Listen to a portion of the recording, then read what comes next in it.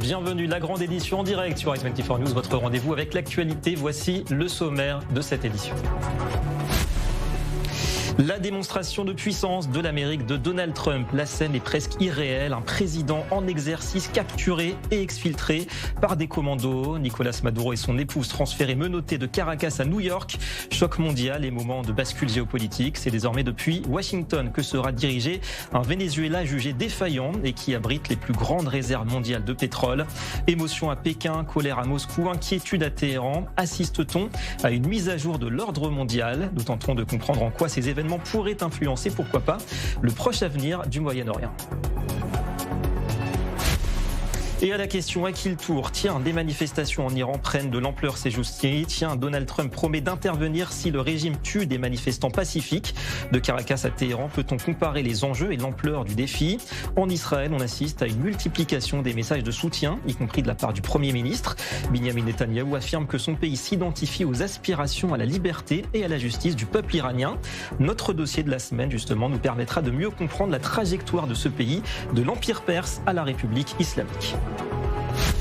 Et puis en Suisse, le travail pénible de la police et des enquêteurs. 3 jours après la tragédie de Crans-Montana, 24 corps ont été identifiés.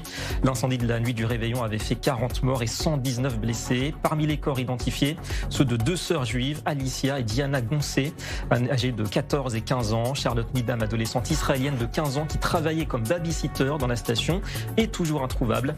Nous entendrons tout à l'heure un secouriste israélien dépêché sur les lieux de la catastrophe.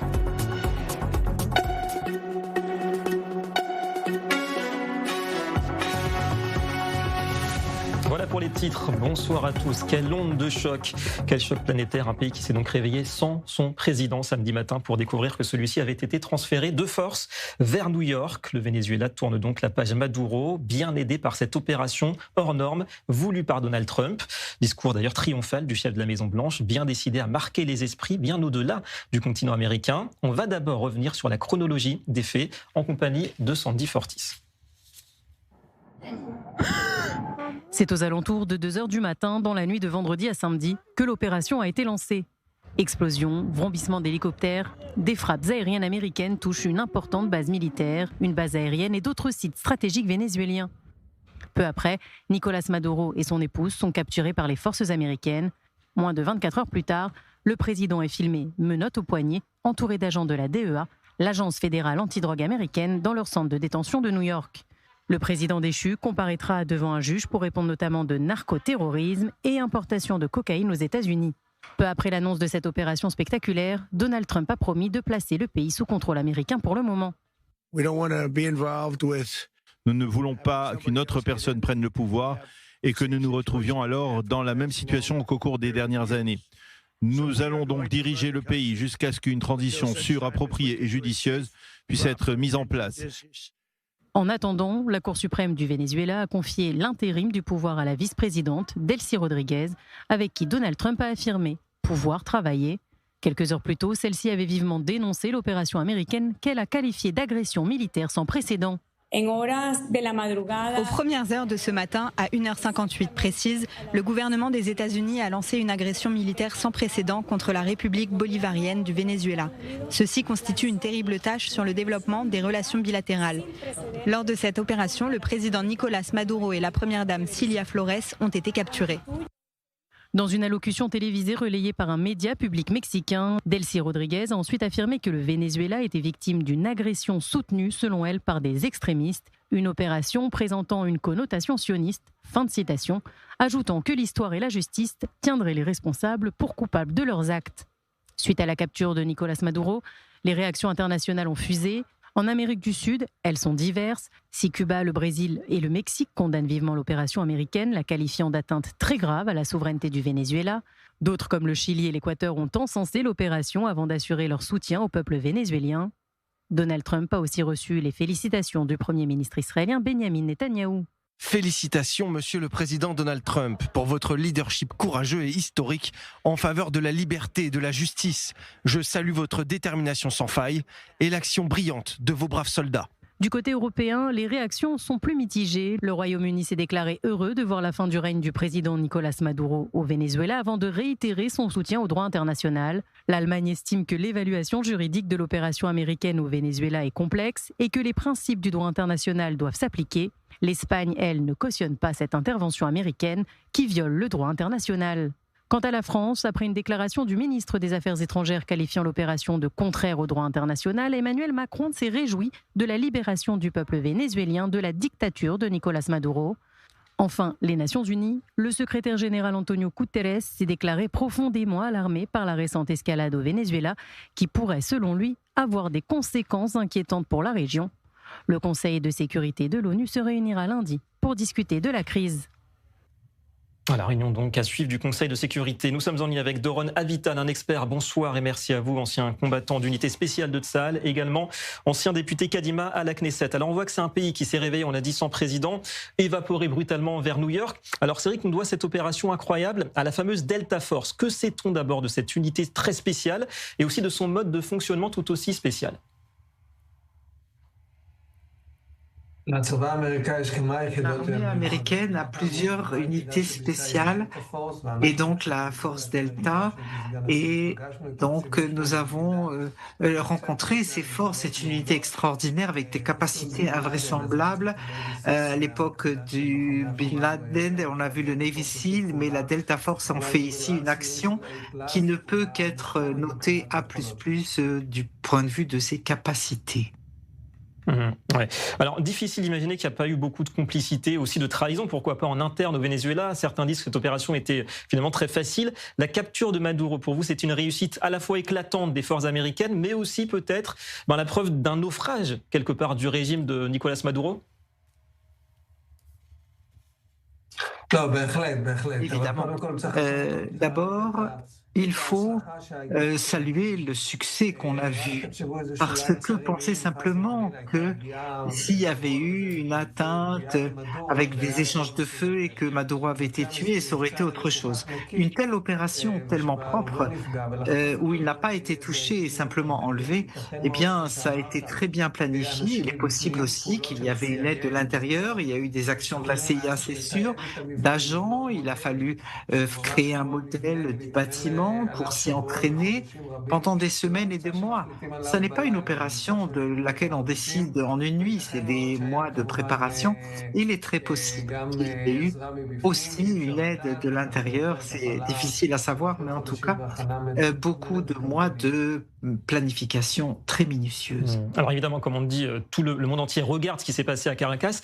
L'armée vénézuélienne, on sait, elle est équipée par la Russie et la Chine notamment. Est-ce qu'on peut dire que c'est aussi un camouflet pour ces deux puissances qui sont incapables de donner des gages de garantie à l'un de leurs plus fidèles alliés, en l'occurrence Maduro et son régime ? Absolument. À 11h du soir, à 2h du matin, c'était l'opération. À 11h, une délégation chinoise venait de quitter le Venezuela. Donc c'est une gifle retentissante diplomatique aux Chinois et aux Russes. Les Russes, je tiens à le rappeler, au début de l'opération en Ukraine, ont essayé de faire une opération semblable à Zelensky et prendre le contrôle de Kiev et à la direction, et n'ont pas réussi. Donc là, il s'agit vraiment d'un succès de capacité américaine extraordinaire. Et bien entendu, l'opposition Ukraine est beaucoup plus forte que le Venezuela et sa présidence. Mais c'est un signal, en particulier aux Chinois, parce qu'ils achetaient du pétrole au Venezuela et ils vont devoir réfléchir ce que signifie cette opération américaine qui est en dehors des clous. C'est tout à fait dramatique, c'est un grand succès, mais ça peut avoir aussi des conséquences politiques très importantes. Alors justement, c'est un succès et c'est aussi peut-être une forme de pari pour les Américains. Est-ce qu'il n'y aurait pas le risque d'un effet contre-productif, à savoir qu'une partie des Vénézuéliens aujourd'hui pourrait se sentir humiliés et donc ça, quelque part, ça accroîtrait les tensions sur place ? Absolument. Bien qu'il faut comprendre que la situation économique et la situation au Venezuela sous ce gouvernement socialiste de Chavez et de Maduro a amené une situation très grave. On a vu la joie dans les rues. Il faut se souvenir que ces dernières années, 8 millions au moins de Vénézuéliens et Vénézuéliennes ont quitté le pays. Il y a un problème très grave au Venezuela en interne et beaucoup de gens se sentent certainement soulagés du point de vue économique. Maintenant, le chapitre suivant va être très important. Et donc, il a déclaré le Venezuela comme il a déclaré Gaza. Il va falloir voir. Le Venezuela, c'est un peu plus grand. Et comment est-ce qu'il va gérer tout ça? Comment on va avancer à partir de maintenant? Parfois, un grand succès opérationnel peut amener des conséquences dramatiques et parfois non. Donc, il va falloir voir comment les choses se développent et comment les choses se font. Et bien sûr, si les Vénézuéliens vont accepter cette opération, non seulement comme intérêt américain, mais aussi intérêt propre pour eux. Ouais. Alors officiellement, la cause numéro 1 de cette intervention américaine, c'est le narcotrafic. Et effectivement, on sait que le Venezuela est une plaque tournante dans ce domaine. Mais si le Venezuela, d'après vous, ne possédait pas les premières réserves de pétrole, est-ce que l'intérêt des Américains serait aussi marqué, d'après vous, vis-à-vis de ce pays? Je suppose que non. Évidemment, c'est assez clair, non? Le Venezuela est un point de passage et ne fabrique pas. Mais c'est un prétexte. Je vous rappelle la guerre en Irak. Il faut un prétexte quelconque. Évidemment, le narcotrafic est formidable. On ne peut pas dire automatiquement que c'est pour prendre le pétrole, mais c'est évident que les intérêts sont là-bas. En rapport avec la concurrence à la Chine et les Russes et les Chinois qui achetaient le pétrole vénézuélien, le fait que les compagnies américaines soient parties de là et la capacité de tirer le pétrole et de le fabriquer. Donc au Venezuela, tout cela se joint à tout cela sans aucun doute. C'est évident que c'est la raison de toute cette affaire. Et bien sûr, si Maduro avait proposé un accord, peut-être que ça aurait pu marcher, mais son opposition a été très agressive, très hautaine, et le résultat, eh bien, a été enlevé. Et le rapport de narcotrafic est lié à son nom, mais c'est pas la raison principale. Ouais, pour revenir encore, Doron Avital, sur le mode opératoire des Américains, on a vu qu'il n'y a pas eu de débarquement massif, pas trop de forces déployées, presque une opération low cost. Est-ce que de ce côté-là aussi, c'est une réussite pour Donald Trump qui pourra dire on n'a pas investi énormément de moyens avec une réussite totale optimale? On a optimisé quelque part les moyens.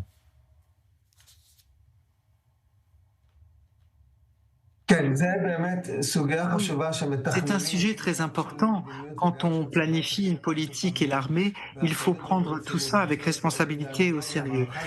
L'analogie, la deuxième guerre dans le nord face au Hezbollah, on a fait des attaques très précises en plusieurs endroits sans utiliser des bataillons entiers, sans conquérir, et le résultat est extraordinaire qui a démantelé le Hezbollah et la Syrie ensuite, et ainsi s'est cassé tout l'arc iranien. Et là, parfois, il suffit d'un tir précis, intelligent, à un moment précis, peut démonter tout un édifice. Et je pense que cette attaque militaire tellement bien planifiée a démantelé un édifice historique. Et Chavez et son vice-président, nouveau président Maduro, peut changer la relation entre le Venezuela et les États-Unis, peut changer la situation au Venezuela, utiliser la force, c'est très important, il faut le rappeler à tous. Et là, c'était plus de l'intelligence et j'espère que ce ne sera pas seulement un caprice et que ça fera ses preuves. Voilà, en tout cas, la balle est dans le camp de la justice américaine à présent, qui va devoir juger donc Nicolas Maduro. Merci beaucoup à vous, colonel Doron Avital, d'avoir été en ligne ce soir avec nous, avec la traduction de Gisèle Abazon. Alors au fait, pourquoi un tel scénario et pourquoi autant de tensions entre Washington et Caracas? Une partie de la réponse est à chercher à la fin des années 1990, lorsque Hugo Chavez prend les rênes du Venezuela. Il nationalise massivement le secteur pétrolier, amplifiant la rupture avec les États-Unis. La suite est faite de sanctions, d'hyperinflation et puis de déboires économiques. Ces derniers temps, Donald Trump avait lancé des avertissements assez clairs retour sur cette lente dégradation. Christopher Barola. C'est dans les années 20 que des compagnies pétrolières étrangères découvrent les importants gisements de pétrole vénézuélien. La production du pays explose, contrôlée par 3 compagnies, La Royal Dutch Shell, une compagnie anglo-néerlandaise, la Gulf Corporation et Standard Oil, 2 compagnies américaines. Pendant 50 ans, le Venezuela travaille main dans la main avec des compagnies américaines et étrangères, malgré les différentes crises financières mondiales. Le 1er janvier 1976, tout bascule. Caracas nationalise son industrie pétrolière et prend le contrôle du principal fournisseur de pétrole aux États-Unis. Les autorités vénézuéliennes décident également de contrôler le complexe le plus vaste et le plus sophistiqué d'Amérique latine, construit avec Washington. Une décision qui coûte cher aux compagnies américaines présentes sur place. Elles perdent plus de 5 milliards de dollars d'investissement. Dans les années 90, 2 compagnies américaines sont autorisées à revenir, mais l'élection de Hugo Chavez en 1998 met fin à la présence américaine. Avec sa révolution bolivarienne, Hugo Chavez prend un contrôle plus strict sur les industries pétrolières et va même jusqu'à exproprier les compagnies pétrolières américaines. Vous êtes désormais les travailleurs du pétrole vénézuélien. Le pétrole du Venezuela est vénézuélien. Le Venezuela est libre, notre pétrole nous appartient grâce à la révolution bolivarienne. Vive le Venezuela libre, vive les travailleurs, patrie, socialisme ou mort, nous vaincrons. En 2013, Nicolás Maduro succède à Hugo Chavez. Au lendemain de sa victoire, Caracas réprime violemment les manifestations d'opposition. Washington prend alors une série de sanctions contre le régime qualifié d'illégitime. Nicolás Maduro sera reconduit en 2018 puis en 2024, des élections contestées par l'ensemble de la communauté internationale. En 2019, Donald Trump impose un embargo sur le pétrole vénézuélien, privant Caracas de 96% du revenu national. Un an plus tard, le département d'État américain inculpe le dictateur vénézuélien pour narcotrafic et narcoterrorisme. Selon le département d'État américain, Nicolás Maduro aurait dirigé une organisation criminelle qui aurait conspiré pour inonder le marché américain de cocaïne en collaboration avec les FARC, l'organisation terroriste colombienne. En 2025, nouvelle escalade. Alors que Nicolás Maduro est également accusé de martyriser son peuple, les États-Unis déploient une flottille de guerre dans les Caraïbes, officiellement pour lutter contre le trafic de drogue et empêcher la cocaïne vénézuélienne d'atteindre le sol américain. Le Pentagone procède même à des frappes contre les bateaux de narcotrafiquants. La situation se poursuit alors jusqu'à hier, avec l'arrestation de Nicolás Maduro en plein Caracas par les troupes d'élites américaines. Et on va explorer à présent les mécanismes qui relient la situation en Amérique du Sud à la réalité ici au Moyen-Orient. Nous sommes en ligne ce soir avec Danny Ayalon. Bonsoir et merci à vous, ancien vice-ministre israélien des Affaires étrangères et ancien ambassadeur d'Israël aux États-Unis. Alors d'abord, pour situer un petit peu la place historique et géopolitique de ces événements, Donald Trump a démontré ce week-end qu'il n'y a qu'une seule superpuissance, la militaire sur Terre. Ce sont les USA. Est-ce que ça montre aussi quelque part à la Chine, par exemple, ce qui lui manque pour rivaliser ?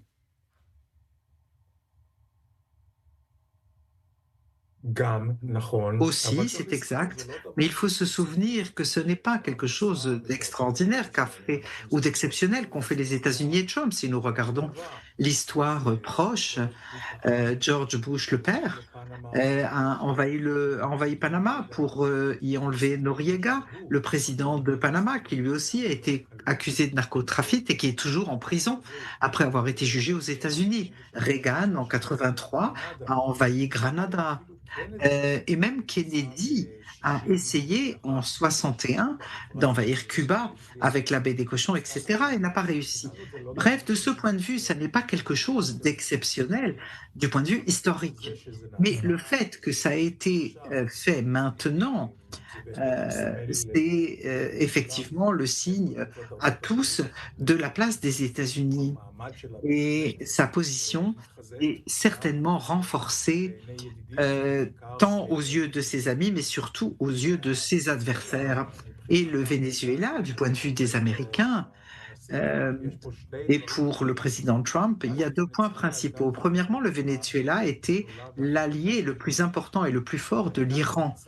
Et ça a toujours été un danger que le Venezuela serve de terrain, de territoire à partir duquel l'Iran pourrait poser des missiles pour menacer les États-Unis, y compris du point de vue nucléaire. Une des raisons pour lesquelles les États-Unis étaient tellement opposés au nucléaire iranien, c'est à cause de la possibilité que ça arrive aussi au Venezuela et l'Amérique latine. Et évidemment, la base terroriste. Tout le monde passe par le Venezuela. qui accueille et donne des passeports, et des passeports diplomatiques même, aux membres du Hezbollah, aux membres des gardiens de la révolution iranienne. Donc de ce point de vue, il ne faut pas regretter ce qui s'est passé. Il y a encore une raison, bien entendu, pour laquelle les États-Unis ont fait cela, c'est pour Trump, c'est la question du pétrole. Bien sûr, les Américains accusent le Venezuela, qui lui doivent beaucoup de pétrole, puisqu'ils ont nationalisé, déjà à l'époque de Chavez, le prédécesseur de Maduro, a nationalisé toutes les compagnies pétrolières américaines.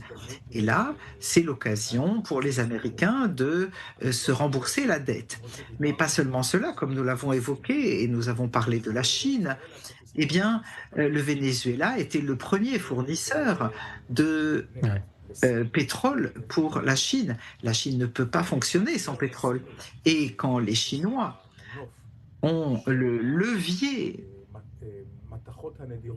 des métaux rares, comme le lithium et le cobalt, qui sont nécessaires de manière vitale pour des questions stratégiques aujourd'hui, Trump peut menacer la Chine que s'il ne la libère pas ces métaux précieux sur lesquels ils ont essayé de mettre l'embargo, les Chinois face aux États-Unis, eh bien, il leur arrêtera leur fourniture de pétrole. De tous ces points de vue-là, les États-Unis se retrouvent dans cette situation de première superpuissance. Intéressant, donc ce vrai levier face à la Chine, en tout cas les Américains toujours capables de se projeter et de faire la police un petit peu partout. Alors cette opération, tout comme celle en Iran en juin, quelque part, ça vient contredire cette promesse de Donald Trump de se désengager des affaires du monde.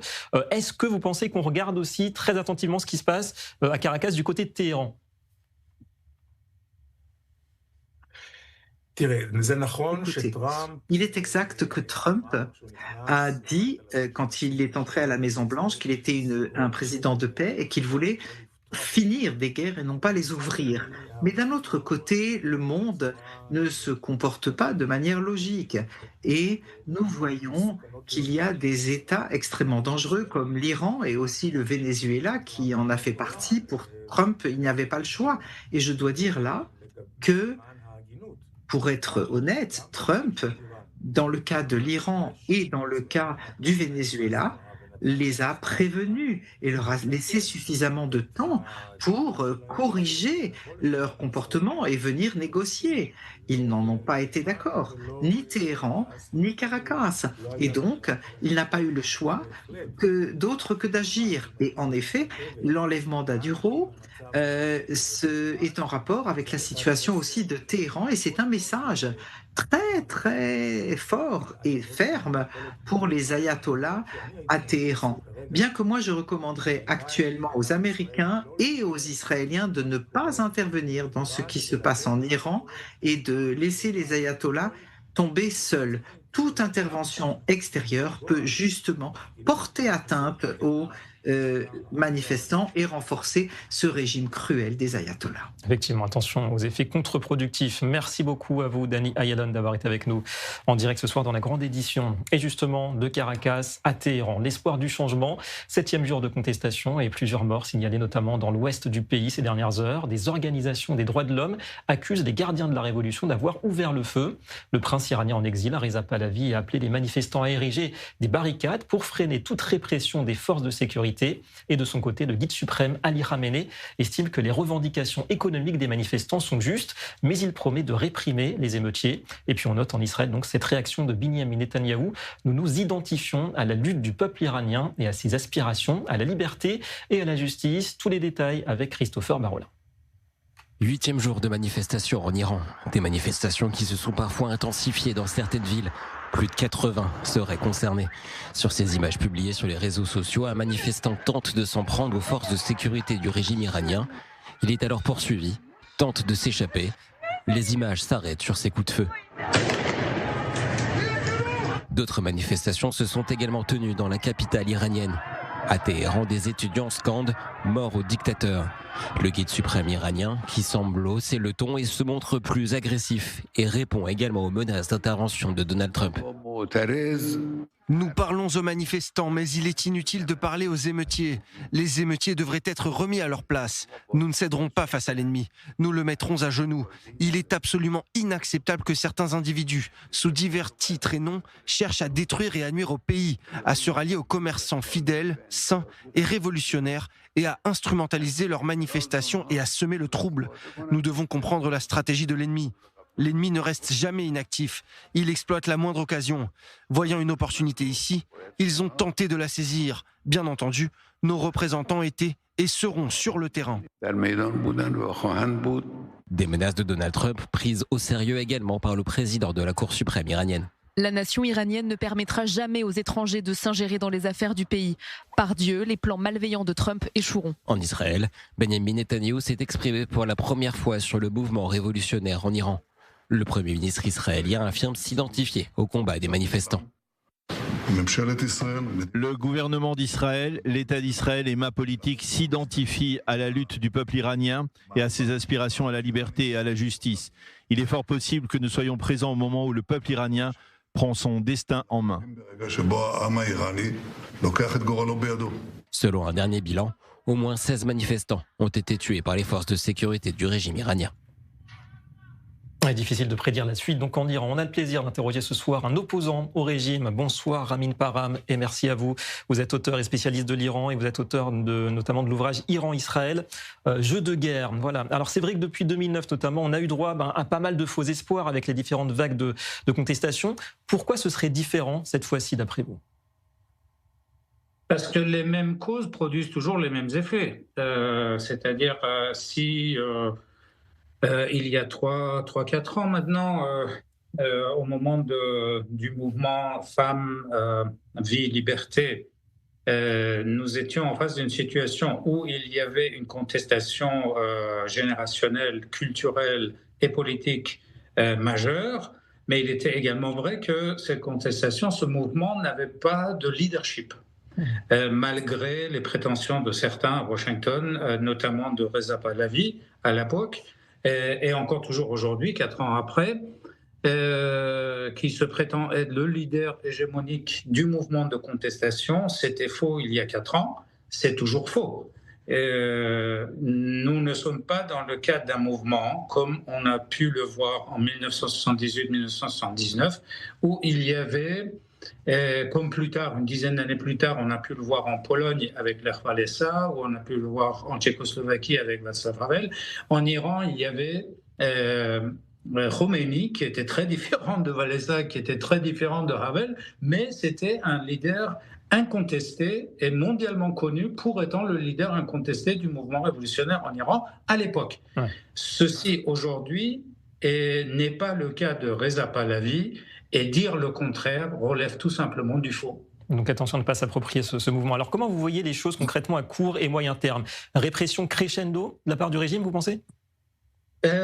Concernant la répression, il y a eu une dizaine de morts, c'est incontestable. C'est malheureux, mais il faut, dans une analyse réaliste des données du terrain, il faut dire que ça a été relativement mesuré, relativement contenu, que vous savez très bien qu'ils peuvent ouvrir le feu à tout moment, et vous savez très bien qu'ils sont parfaitement capables de tuer beaucoup plus de gens qu'une dizaine de personnes en une semaine de mouvements de contestation, mais il n'y a eu qu'une dizaine de morts, ce qui veut dire que les forces de l'ordre d'un côté, le pouvoir d'un côté, c'est maintenant mesurer, c'est maintenant régler sa réponse vis-à-vis de ces mouvements de contestation, mais d'un autre côté, à court terme, je dirais, il est très possible que nous nous dirigions vers une restructuration au sein même des institutions du pouvoir. Cela fait un certain temps déjà que j'ai moi-même parlé de la nécessité d'un bonapartisme à l'iranienne. Il est très possible que nous assistions à une fin de cette sorte-là pour la révolution islamique en Iran, c'est-à-dire une restructuration au sein même d'une partie des élites issues de la révolution islamique qui savent très bien et qui comprennent parfaitement la situation, et ils savent que cette situation n'est pas durable et qu'il faut des changements, et que ces changements doivent être organiques et à l'intérieur même de l'Iran. Vous avez bon espoir. Un mot, parce que c'est la question que tout le monde se pose. Ce qui s'est passé à Caracas, est-ce que c'est de nature à encourager, encore une fois à court terme, la population à Téhéran? Est-ce qu'il peut y avoir un lien, un impact? Écoutez, je sais que ce parallèle a été dressé, y compris tout à l'heure avec l'ambassadeur Danny Ayalon, mais je pense qu'il l'a dit, et il l'a dit à juste titre, nous ne sommes pas au Venezuela. Ouais. Ce n'est pas la chasse gardée des États-Unis. On est en train de parler du cœur du Moyen-Orient ou de la partie occidentale de l'Asie, si vous voulez.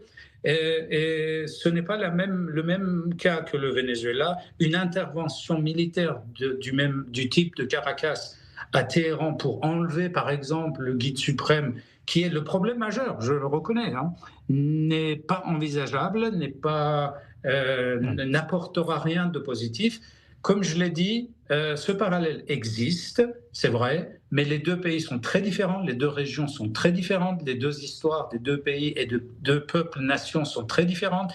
Le changement viendra en Iran, je pense, à court et moyen terme, en tout cas les premiers pas vers des changements structurels, mais ces pas seront pris à l'intérieur même d'une partie des structures du pouvoir venant d'une partie des élites issues de la révolution islamique. Ouais, évidemment, difficile de superposer la situation en Amérique du Sud et au Moyen-Orient. Merci beaucoup à vous, Ramin Parham, d'avoir été ce soir avec nous. Merci à vous, David. Et en direct. Merci. Justement, on va découvrir la thématique qui va nous accompagner tout au long des prochains jours, le coup d'envoi du dossier de la semaine.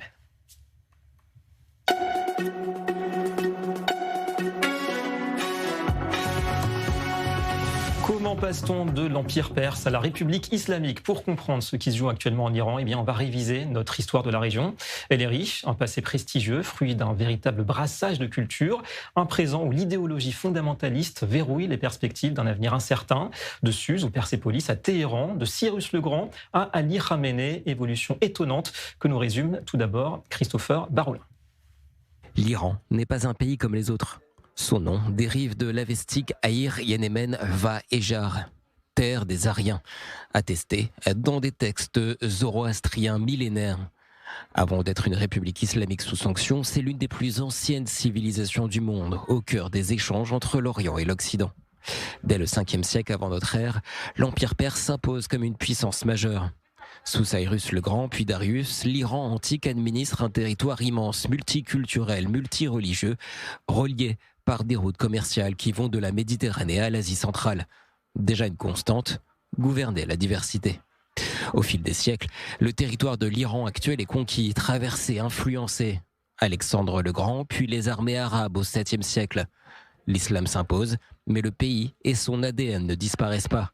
La langue perse survit, la culture s'adapte, l'identité demeure. Le pays devient musulman, sans jamais cesser d'être perse. Un tournant majeur intervient au XVIe siècle. La dynastie safavide fait du chiisme la religion d'État. Un choix politique autant que religieux qui distingue durablement l'Iran du monde sunnite environnant. Un clergé structuré, influent, autonome s'installe au cœur du pouvoir. Au XXe siècle, l'Iran entre dans la modernité. Sous la dynastie Pahlavi, l'État se modernise à marche forcée. Industrialisation, occidentalisation, centralisation du pouvoir.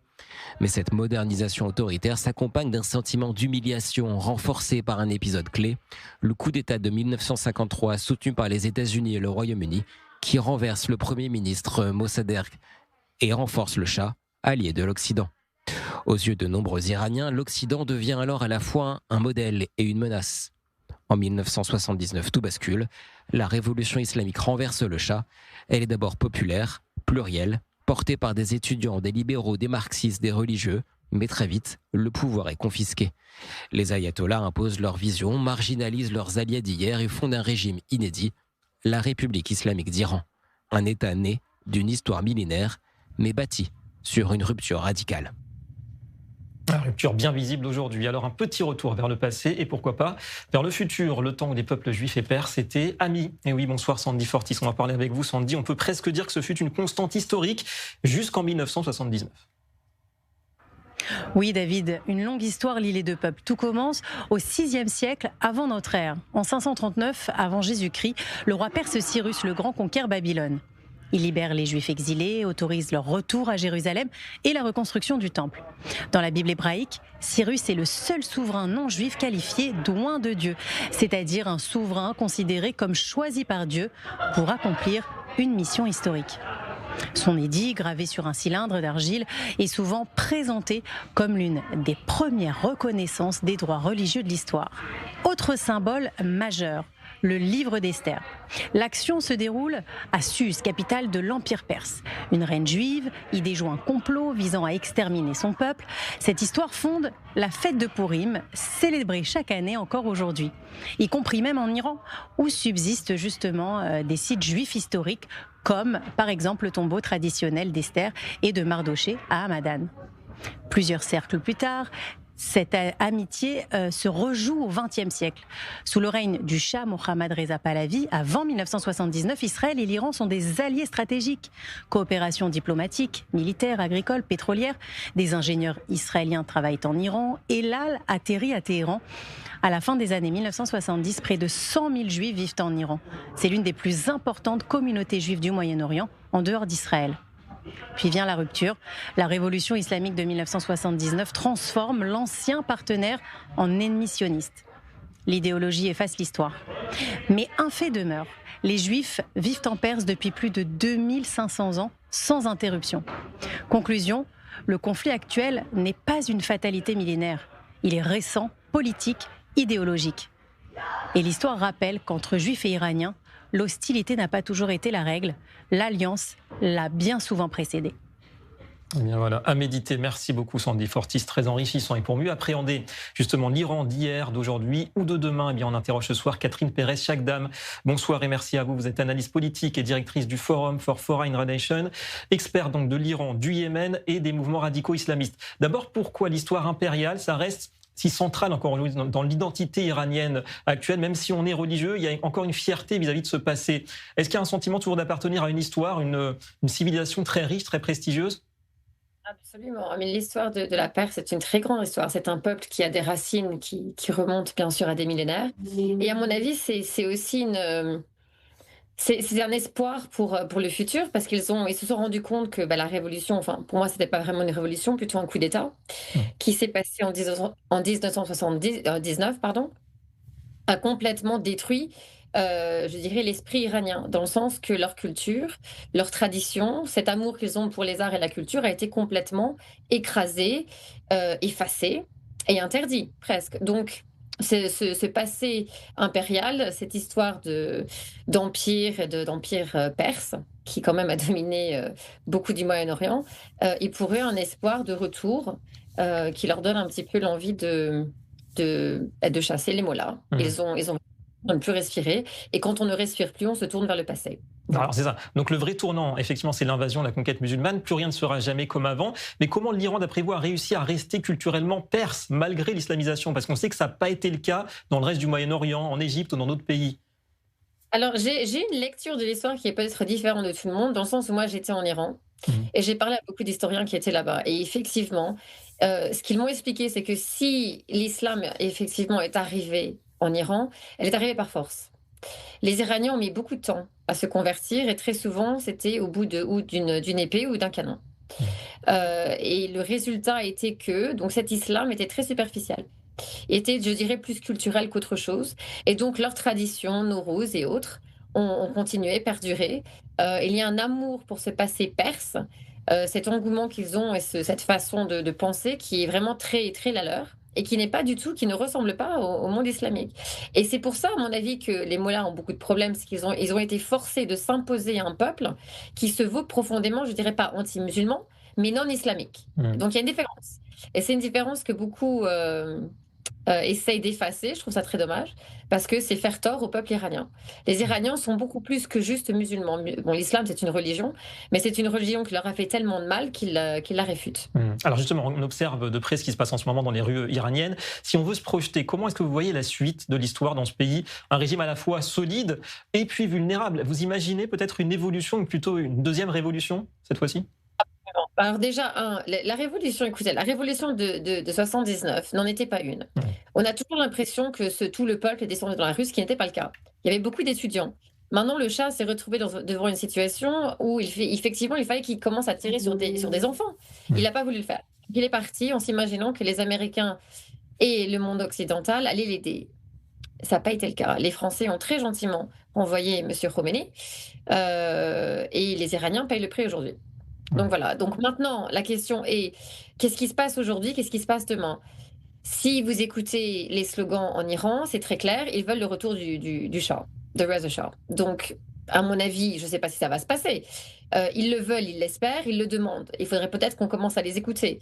Aussi, cette notion que les régimes puissent endurer une révolution, parce que c'en est une.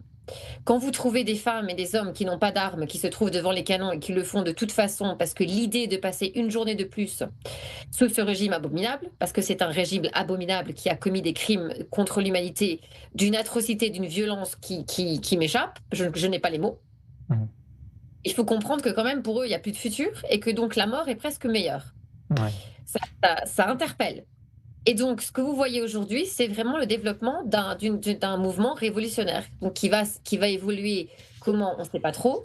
Moi, ce que j'espère, c'est qu'ils aient ce qu'ils veulent. S'ils veulent un roi, très bien. S'ils veulent autre chose, très bien. En tout cas, il faudra absolument les accompagner. Voilà, en tout cas, vous dites la révolution, la vraie, cette fois-ci, pourquoi pas? On va suivre tout cela, évidemment, de très près. Merci beaucoup à vous, Catherine Pérez-Chakdam, d'avoir été avec nous ce soir pour la grande édition. Allez, l'actualité sécuritaire, ces jours-ci, surveillance renforcée sur le Liban, où le Hezbollah, non seulement n'a pas déposé les armes, mais continue à se réarmer. Stéphane Goldin est notre envoyé spécial ce soir au nord d'Israël et en direct. Bonsoir Stéphane. Alors Tsahal en action ce soir, frappe signalée visant un terroriste de la milice pro-Téhéran. C'est pas la seule frappe d'ailleurs ce soir apparemment.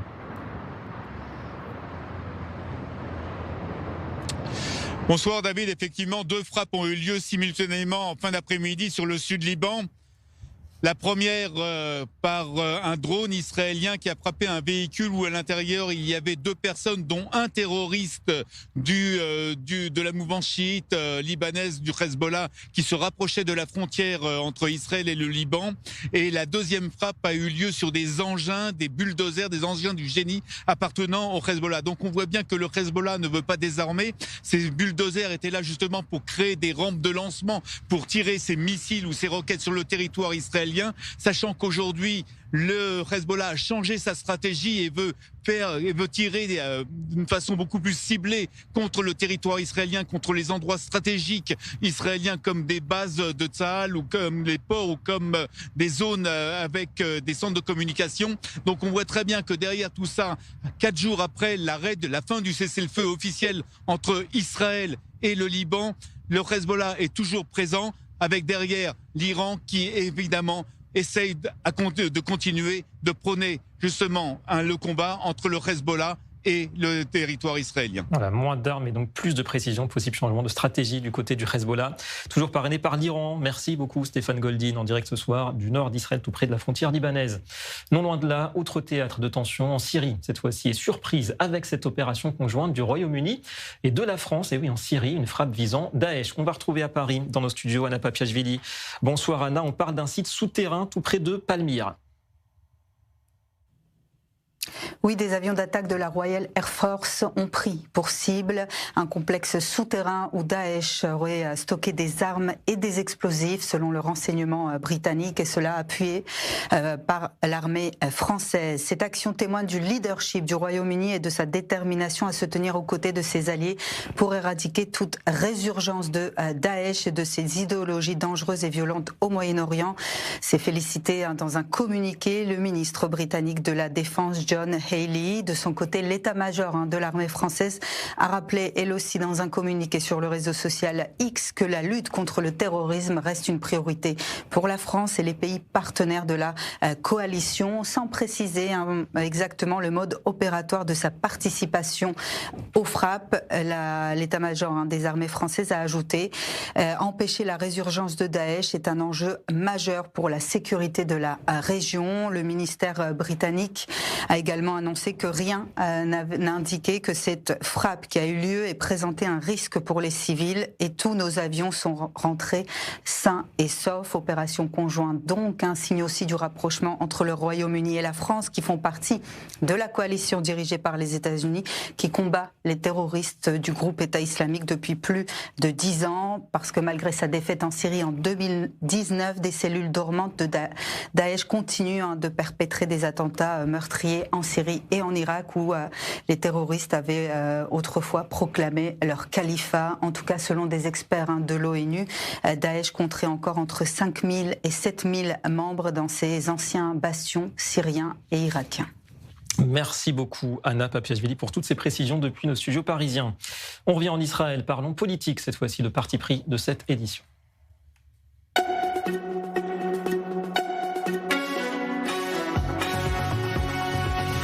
Mais qui se souvient encore de la réforme judiciaire oubliée hors sujet depuis la tragédie du 7 octobre. Et pourtant, hier soir, vous le voyez, place Habima à Tel Aviv, se déroulait une manifestation pour marquer les 3 ans de l'annonce par le gouvernement du lancement de ce vaste projet. À cette occasion, une intervention remarquée qui a été diffusée sur grand écran. C'est celle de l'ancien président de la Cour suprême en personne, Aharon Barak. On écoute et ensuite on commente.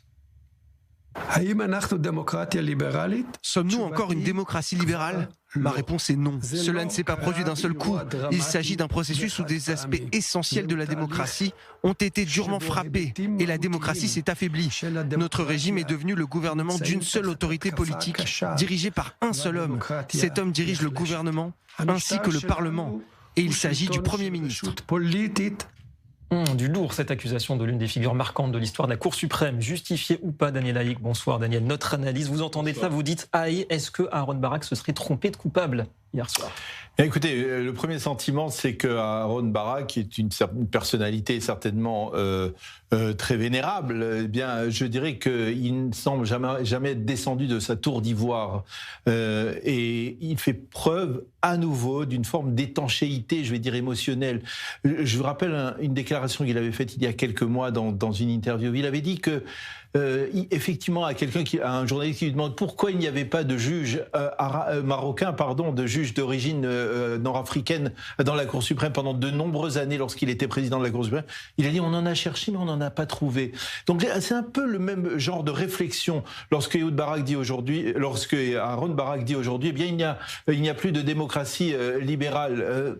C'est un peu stupéfiant parce que juste la semaine dernière, la Cour suprême israélienne, dont il a été le président, qu'il a totalement bouleversé, qu'il a transformé en une sorte de tribunal qui s'implique dans tous les dossiers les plus controversés de l'histoire de l'État d'Israël et qui a fait en sorte que la Cour suprême, qui devait être une cour consensuelle, est aujourd'hui reconnue à peine par 48% de la population israélienne.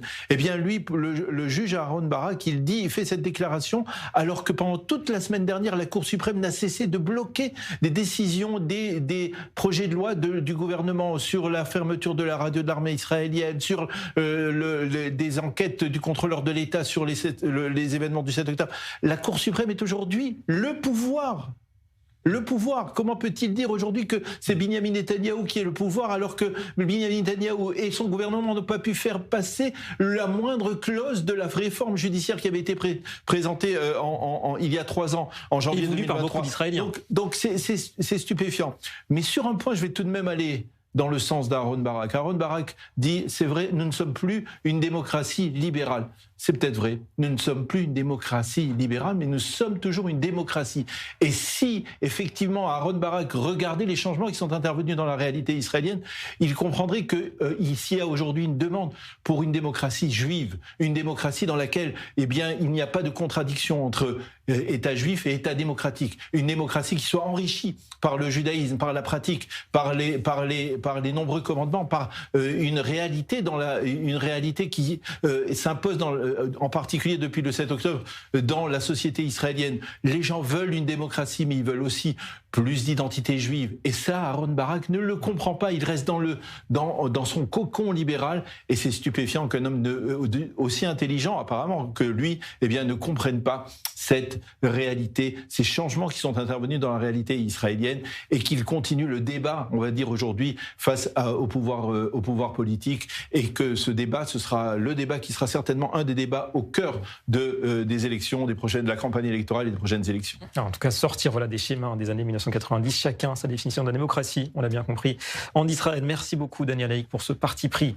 Changement de décor, en Suisse, on le disait, le travail pénible de la police et des enquêteurs. 3 jours après la tragédie de Crans-Montana, 25 corps ont été identifiés. L'incendie qui s'était déclenché la nuit de la Saint-Sylvestre a fait 40 morts, 119 blessés. Et parmi les corps identifiés, 12 mineurs, dont 2 sœurs juives, Alicia et Diana Goncé, âgées de 15 et 14 ans, et puis Charlotte Nidam, adolescente israélienne de 15 ans, qui travaillait comme babysitter dans la station. Elle a finalement été également identifiée. Il s'agit de l'une des pires catastrophes civiles, on le rappelle, dans ce pays ces dernières années. L'organisation israélienne de secours Zaka est présente sur place, en ligne avec nous, justement, depuis les lieux du drame à Crans-Montana. Ilan Rouache, bonsoir et merci à vous. Vous êtes porte-parole donc de Zaka. D'abord, expliquez-nous peut-être votre mission sur place. Pourquoi Israël joue aussi un rôle ces jours-ci en Suisse à Crans-Montana? Bonsoir. Alors, tout d'abord, Zaka, on a proposé aux autorités locales en Suisse de venir pour pouvoir les aider à identifier les corps. L'importance du travail de Zaka, c'est de pouvoir permettre donc d'identifier le plus rapidement possible les corps des personnes qui sont décédées sur place, de pouvoir permettre aux familles de faire un deuil le plus rapidement possible. Et ce qui est important pour nous, c'est, selon la loi juive, ce qui est important, c'est de pouvoir enterrer l'intégralité d'un corps. Et donc, ce dont on voulait s'assurer, c'est de pouvoir rassembler l'ensemble des corps. Et on sait que dans ce genre de tragédie, malheureusement, on a eu l'occasion de faire face à des scènes d'horreur suite au 7 octobre. Et du coup, on a insisté pour venir sur place afin de s'assurer qu'on puisse enterrer l'intégralité des corps et aider les autorités locales à pouvoir identifier les corps au plus vite. Donc, on a passé une journée entière aujourd'hui en salle de commandement. La police suisse nous a fait participer à toute leur démarche, et on était avec eux du début jusqu'à la fin. Ils ont permis jusqu'à présent d'identifier les 40 personnes qui sont décédées sur place, et on a appris il y a quelques heures la nouvelle que la jeune Charlotte Nidam était bien décédée dans cette discothèque. On va maintenant pouvoir faire un travail pour s'assurer que l'intégralité du corps puisse être enterré selon la race, selon la règle juive, et pouvoir permettre aux familles de faire un deuil et d'envisager la chute. Travail ô combien important. En tout cas, voilà, recherche minutieuse de votre part. On imagine les scènes difficiles que vous avez découvertes en arrivant. Il y a encore beaucoup de corps identifiés. C'est ce qu'on comprend, ça va prendre du temps. Il va falloir être patient. En quelques mots. Alors, à l'heure où je vous parle, l'intégralité des corps ont été identifiés. Ouais. Les familles ont toutes été averties. Donc les 40 corps, il y a 39 familles qui ont été averties. Une famille dont ils n'arrivaient pas à joindre les proches, mais qui vont être avertis dans les jours qui viennent. Ce qui est important à savoir, c'est que la zone...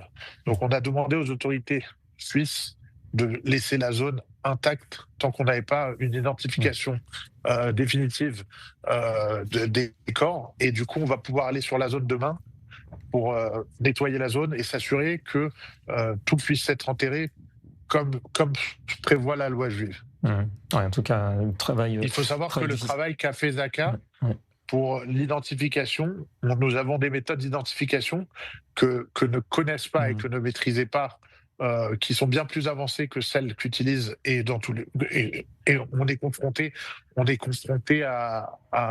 a plus été confronté à ce genre d'événement que les autorités suisses, donc on a pu leur permettre de les aider et voilà, et de leur transférer notre savoir, malheureusement, qui a été qu'on a appris à notre insu. Malheureusement, le savoir-faire israélien dû au terrorisme, notamment, comme on sait. En 2 mots, il y a encore d'autres pays qui sont représentés, mis à part Israël, et donc votre organisation Zaka, sur place? Alors, pas que je sache, on a vu des journalistes du monde entier, mais en tant que secouristes, je pense qu'on est les seuls à être présents sur place. En tout cas, dans les salles de commandement, on était les seuls présents avec les autorités locales. Ouais, effectivement. En tout cas, on vous souhaite bon courage, bravo pour ce travail incroyable. Yann Rouar, porte-parole de ça. Oui, encore un dernier mot. Allez-y. Oui, un petit dernier mot, c'est que je voudrais quand même que vous compreniez que on voudrait remercier les autorités locales pour de nous avoir laissé participer à leurs investigations. Et c'est pas quelque chose qui est acquis. On arrive dans un pays étranger, on se retrouve en salle de commandement et on est là avec eux pour prendre des décisions importantes et leur permettre de finir l'identification des corps. C'est vraiment c'est une collaboration exceptionnelle.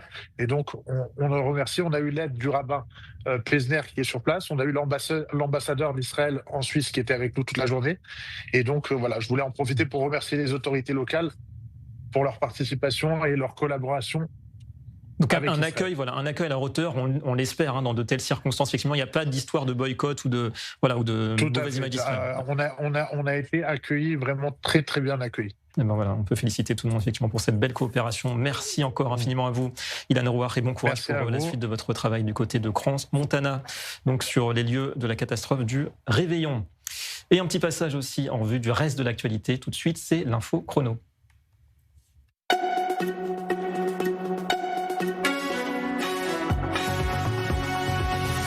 C'est un autre pays qui compte en Amérique du Sud et pour l'avenir, la Bolivie. Depuis le retour du centre droit au pouvoir l'an dernier, les relations se sont nettement améliorées avec Israël, à tel point qu'un ambassadeur vient d'être nommé par Israël. Il s'agit de Gali Dagan, actuellement en fonction au Pérou voisin. Il occupera ainsi le poste d'ambassadeur non résident en Bolivie, en attendant l'ouverture d'une enceinte diplomatique à La Paz, et puis la désignation donc d'un représentant permanent.